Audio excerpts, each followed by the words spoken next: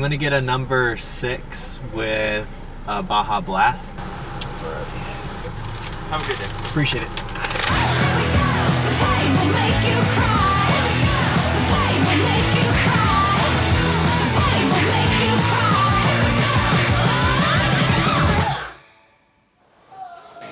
Ladies and gentlemen, now we have the showdown of the century. Standing in corner A, standing at 6 foot, probably 140 because he's never weighed himself in a long freaking time, the tall, the timid, Brandon. And in the other corner, we have the bold, the manipulative, used car dealer. We'll call him Paul. I did it. After a lot of researching, I figured out the make and the model, and I figured out where I needed to go. I figured out the car dealership that had the car that I needed. What I did was I called them up and I said, hey, do you have that Ford Focus? Because I would really like to buy it. And they're like, oh yeah. Well, it was more like, yeah, we have it. I was like, okay, interesting voice, man. So I get there and I look around and I'm realizing, this place looks kind of like a junkyard. But I give them the benefit of the doubt. That just bopped me in the nose. But I gave them the benefit of the doubt. And I looked around. I saw the Ford Focus. It had some scuffs here and there. It had a grill that was popped out. Nothing too major. The price was within my budget. I just needed to make sure that it ran. So we took it for a test drive. They gave me the keys. I took it for a spin. Everything was fine. Now, from my research, which is something that I want you guys to do, I learned that the specific model of Ford Focus had some clutch shutter issues later down its lifetime. So I go, hey, this is what I learned about this make and model. What do you think? And they go, yeah, if it doesn't have any clutch shutter now, you should be fine. So, this car doesn't have that. You're completely, you're in the clear. I go, okay, cool.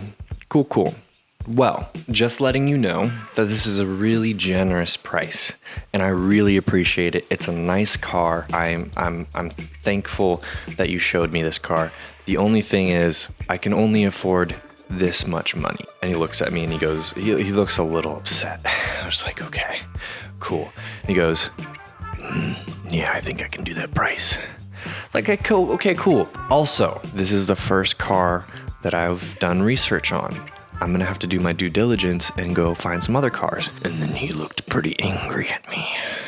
He's like, okay, well, be quick because it might get sold out. I go, okay, cool. I'm okay with that. So I take a $30 Uber back home and I do some more research. And lo and behold, I couldn't find another car for that price, with the car that I wanted, with the mileage that I wanted. It was a good deal. So a couple days later, what I do is I call him up. I go, hey, I'd like to buy that car. Is the offer still valid? And he goes, yep, it's still here. Just let me know when you're coming by. I was like, okay, I'll be back. I'll be by in an hour. And goes, all right, sounds good. Click. There were some things that I needed to do, so it actually took about 2 hours to get there. I take another $30 Uber down there, and there's another guy there. I guess the original guy was out in the back, and he was much nicer, and he's just like, hey, how's it going? I was like, hey, do you have that Ford Focus of the make, model, and year, and mileage? And he was like, the Ford Focus? And I'm like, yeah, the Ford Focus. We had just talked about it. I was on the phone maybe about 2 hours ago. And he goes,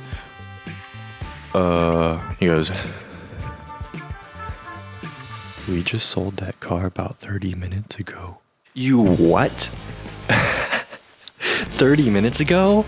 And then the original guy comes in and he starts like rebuking me. He's like, you said you would be here in 1 hour.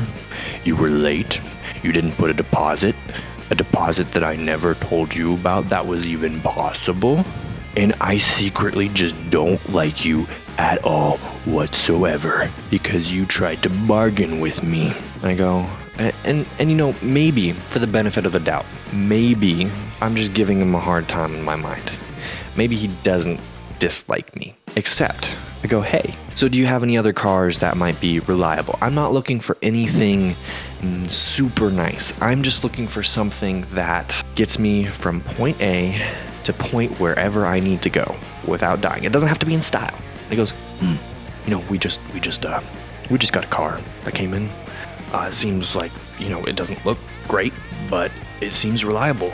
So I was like, okay, cool. Go help me out. Let's check out that car. He gives me the keys. It's this beat up car, really old. I'm in a pinch. This will be okay. Get in the car. I turn the keys. And this thing doesn't even start. This man was trying to sell me a car that didn't even start. Oh, excuse me. Sorry. It started after about the third or fourth try. I just gave him the keys and I said, thank you for your time. Goodbye. $30 Uber home. Luckily, at this time, I had a friend who let me borrow their car for about 2 weeks for me to be able to go car searching and for me to be able to go to work at Amazon. I'm extremely, extremely thankful for this person. Thank you. I'm probably going to share this video to you just to show you how much I appreciate, under the circumstances, what you've done for me. I go back to the drawing board. I go back to Car Guru. I'm not finding a car that I need. So I have to up my price range a little bit. And I find one. I find a Ford Focus. Not only did I find a Ford Focus, I found a Ford Focus Titanium. It had Bluetooth. It had butt warmers. It had a third thing that would make this seem impressive. It had a automatic. It had you press the button, and the car turns on. This seems pretty cool. So I call them up and I go, hey, do you have that Ford Focus in? And they go, yes, we do. Just make sure that you call us before you come in because we want to make sure that you don't accidentally get the car taken from underneath your nose. And I'm like, wow, this guy understands. He's speaking my language. I trust this guy. So I let him know when I'm coming by. I go to the car dealership. Shiny cars. Shiny interior of this car dealership too. They had a car on display. It was cool. And the guy seemed nice. I trusted him. I trusted you, Carl. I don't know his name. I don't remember his name. And I look at the car that I wanted to get. It's shiny. Sure enough, it has the butt warmers. It has that titanium brand insignia on it. And I take it for a test drive. I was used to a truck that didn't have a punch to it, but I put the pedal to the metal just a little bit and had a little jolt to it. I was like, ooh, this is cool. This feels nice. So I drive around the block. I come back. I'm like, hey, I'd like to get this car. It's a really nice car. It's a really generous offer. Unfortunately, I can only spend this much. He goes, oh, we definitely can't do that. I was like, okay. It's like, but we can do this. I was like, cool. Yeah, that seems fair. I have cash in hand. He has title in hand. And I look him dead in the eye and I go, hey, am I getting a good car? Is this a good car? He doesn't look at me back. He looks back at his computer and he goes, yeah, it's a good make and model. That response did not give me much confidence. That was a very specific response. But keep in mind, I'm losing money. I need a car so I can drive to my job. I am relying on the hospitality of my amazing friend. I need to get a car. And, my past gut feeling was this seems like a good idea. I just had one bad tinge of experience from this guy. So I was like, the good outweighs the bad. I'm gonna buy this car. So I do. And it was a happy ending. So yay, I got my car. Nope, about 2 weeks later, I get a little jolt when I use the acceleration. I'm like, whoa, what's this? Is this what they call clutch shudder? I call them up. I'm like, hey, I think this car might have transmission issues. And they go, how do you know that it has transmission issues? I was like, well, I experienced a little clutch shudder. And he's like, how do you know that it has clutch shudder? That make and model, it has clutch shudder sometimes. I was like, well, this is a different person. What have I gotten myself into? And he sends me a warranty for the car. I'm like, wow, actually, I might be able to get this fixed even if I do have these problems, because Ford had a warranty program. Emphasis on had. The warranty had expired maybe a year or two ago and something miles ago.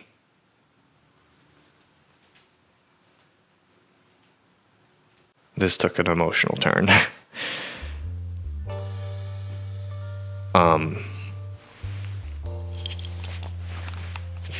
A lot of my life's problems had come from not making a decision, and it had kicked me in the butt a lot, because if you don't make a decision, then life makes a decision for you. And so this was the first time that I was taking life by the horns. It was completely my decision. And what sucks is it felt like I made the wrong decision. Like life had kind of handed me some difficult lessons in indecision, and it felt like I was being punished for making a decision. And that was rough. That was difficult. Because in life, you want to just make right decisions. I kind of punished myself for that. But when you decide something, if you move forward with some sort of action, even if those consequences aren't your fault, you still have to own those consequences. Now, fast forward to the present day. Yeah, a couple weeks ago I got towed, which was a kicker, because this car dealership was supposed to send me the title, the license plate, and the registration maybe about a month, like around the time that my previous registration would have expired. And I got towed because I didn't have a parking pass from my apartment, because I needed all of those things. So I had gotten kicked in the butt one last time. And honestly, I don't even think this is the end of, I think this is going to be a 3-part series, because I got to figure out what I'm going to do about those clutch shutter problems. I know this video has been raging fun up until this point, but on a real note, please learn. Learn from these experiences, because I don't want you to have to go through what I went through. I want you guys to have the best experience possible. Not that buying a used car is going to be a fun experience. It's not. But just setting yourself up for success is really important here, guys. So I guess in closing, I just want to say that, I'm sure that there are used car dealerships that are honest people. I would say that there's probably far and few in between, though, especially nowadays when money is tight. People are going to need to do what they need to do in their mind to get the deal, because they have a business. And sometimes, greed can trump kindness. So just know that probably 9 times out of 10, car dealerships, at least used car dealerships, I'm sure if you can shout the money, there's nice people who will help you out. But used car dealerships, 9 times out of 10, will not be honest. And I'm a person who likes to give people the benefit of the doubt. And I had to learn that, hey, not everybody deserves that off the get-go. They have to earn that. They have to earn your respect in that regard before they deserve your kindness. Just keep that in mind. Dealerships can be manipulative.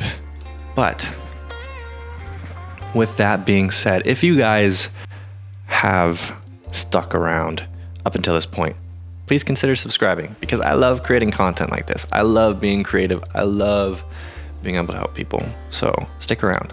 Every week I'm trying to upload. See you guys later. Oh, and be well.